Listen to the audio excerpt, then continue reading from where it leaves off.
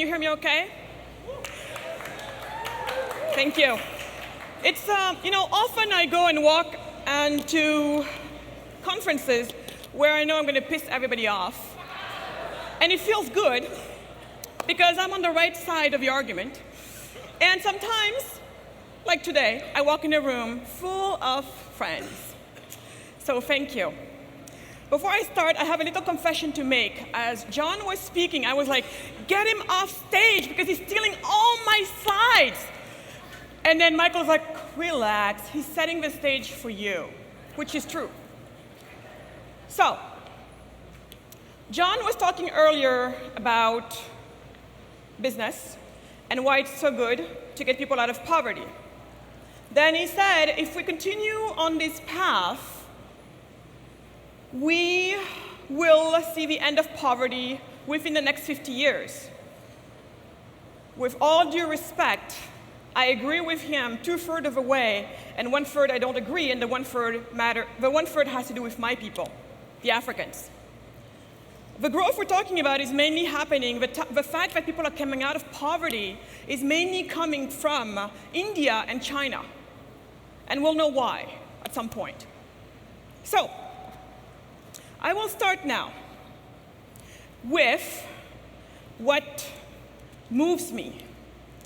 You see, I use no slides. I use no videos. All you'll get to watch is raw passion from a crazy person who vowed to devote the rest of her life to seriously, really for real, seeing poverty end in Africa. That's all you watch.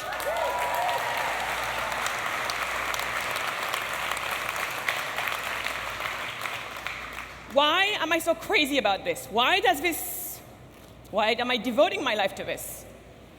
Well, I don't know if you've been watching the news lately. It's so sad. Americans don't get to see a lot. But recently, you have finally been served some stories that people like me live with every single day.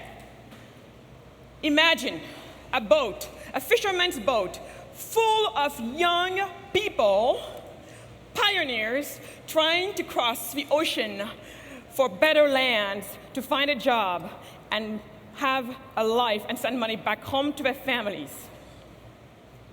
Imagine all of you guys in this one room, probably double all of you guys in this room. Imagine those little boats. I put you all in these boats. Have you been hearing that most of these boats don't make it? So my young people, my most entrepreneurial people, the ones we need so badly, are dead at the bottom of the ocean serving as fish food. Now, I think and I hope you understand why this is so personal for me. This is no BS crap, let's, one more rule here and one more thing there. No, people are dying. If you didn't know that, I've got news for you.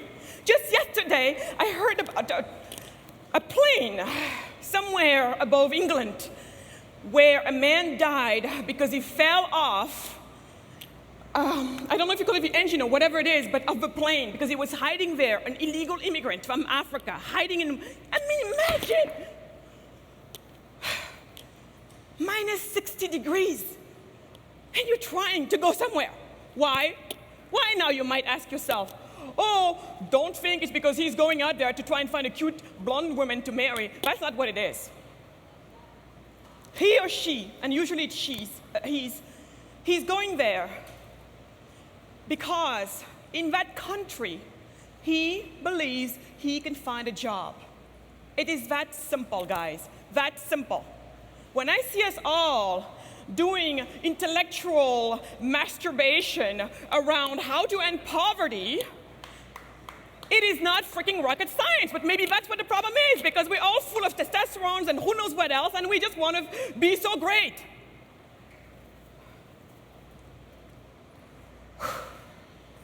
So, why is this person not staying home? Because there are no jobs in my home country. There's not enough jobs. Why don't we have enough jobs? You see, oftentimes I do this with even the Ivy League students, at fancy colleges in the US and around the world. And I ask them, why do you think people are poor? And then people are like, well, because they don't have a right education. Wrong. How many graduates do we know in this country who have no jobs? It's becoming a problem too. Oh, well, it's because, some people think it's because they have no shoes. Whatever. There are no jobs. I will tell you why. Because think here with me, where do jobs come from? And please don't tell me jobs come from the government, which is like what most people in my country think. Jobs come from the government. Okay, anyways, let me pass on that one. So we need freaking jobs. Now, excuse me for cussing. I never do anything like anybody else, so you'll have to bear with me. But we need jobs. Jobs don't come from government. The only place that I actually know jobs to come from is where? Thank you. I think I heard some other words, but I'll let that pass too. Because today I don't have your time. I don't have time to deal with you. I only have 12 minutes. So, jobs come from businesses. They come most precisely from entrepreneurs. You know, the new jobs we need to create comes from entrepreneurs. So then I'm like, entrepreneurs. Now, don't you think it would be smart for anybody who wants more jobs to really monomaniacally focus on that job creator that the entrepreneur is? Don't you think? Thank you. I don't like shy audiences. So please, be a little bit more on the go here. So, jobs come from entrepreneurs. We got to focus on the entrepreneurs. And then when we talk about the entrepreneurs, we got to focus on them. What is one of the biggest problems we have? When I have someone like Dwyer Gunn, back in the day, she was the econ editor of Freakonomics, the online economics blog for the New York Times. Oh, only 5 minutes, so now I'm really going to go race. She was saying, you know what? I believe in entrepreneurial value creation. I think that in China, I think it's good for China. I think it will work in India, but I don't think I don't think it's valid for Africa. Wow. And I'm not even going to go into, you won't hear me talk about racism or anything, because it's not what it is about. Dwyer Gunn is on our side, okay? But even her, she thinks that way. So this goes now all the way, guys, from there, follow the trends. When you look at the Doing Business Index ranking of the World Bank, all but only 5 sub-Saharan African countries are less friendly to business than socialist countries like Nicaragua and Bolivia. No one knows this. I say it to ministers of finances from all African countries from around the world, say it in France, no one knows this. This is the laying truth at the bottom of it all. I want to create a business in my country, in Senegal. Guess what? The labor laws are so horrendous. I am married to my employees for good or for bad. Who, under those conditions, would go and hire full-time employees? Raise your hand if you get screwed by your employee, you can't fire. Business goes down, you can't fire. You have no flexibility. Who here will go and hire full-time? Anyone? No one. That's why we have no jobs. And I go on like that. In the Congo, 18 documents to import or to export anything from that country. And each document, by the way, needs a notary signature. $500 each. Who can do that? And by the way, what does that do? It feeds corruption, right? So, then we come to this country, and people, because they don't think about any of this, they think poverty is these fun, fancy things, and and then they're telling me, oh, well, I know what? I'm going to go buy Tom's shoes, because if you buy one pair, they give a pair for free. Killing businesses, countless businesses, but that too, you don't know about it. All you care about right now, oh, I feel good, look, they have shoes, everything is great, we're perfect. And let me try to hack my body more, to be more efficient, to be more this, and everything is great. Well, it's not great. Instead, why don't you try to focus on buying products that are made by the African entrepreneurs as well? And at the same time, don't you forget, because if you really want to kill a disease, you go to the root. And the root here, the hiding side of the iceberg is these regulations, these laws. People think we are under-regulated, anything goes, because it's chaos, they think, on the surface. I will tell you why it's chaos. Because when you have effectively made it so hard for the little guys to get into the game, the only people left in the game are the big guys, the multinationals, who then now get to do whatever the hell they want to do. And at that point, you come out and you start criticizing, oh, my beloved, students on campuses, and, we're progressive. You come out and you tell me, well, see, we told you capitalism was bad. No, you're talking about freaking crony capitalism. Get your facts straight. And by the way, you enable that anytime you come up with your no-nonsense, facts about why Africa is such a poor region of the world.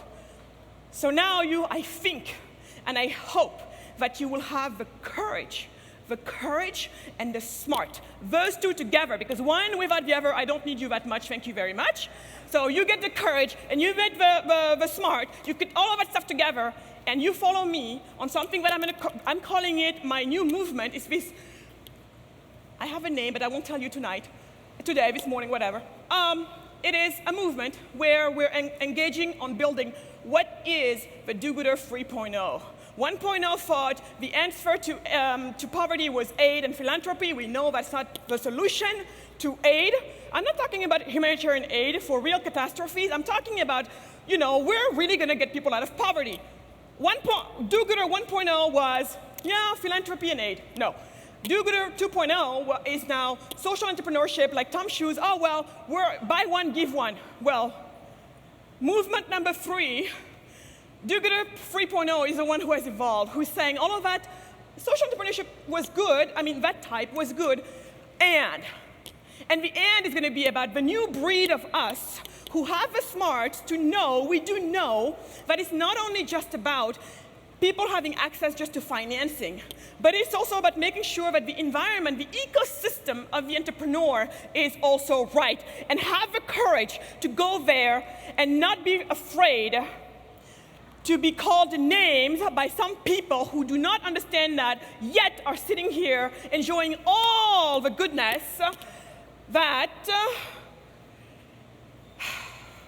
these wonderful, wonderful ecosystem and this type of laws, or lack of them, allows. It allows people to finally unleash their creativity, to unleash their capacity. Africans are no dumber than you. I've got news there too. We just have not been playing by the same rules as you have been. That's all it is. So get the courage, get the smart, get up, do it. You've got to follow me. You have to come with me because I need you. I need everyone. If you don't come, you'll be walked all over anyway, so better come. Thank you.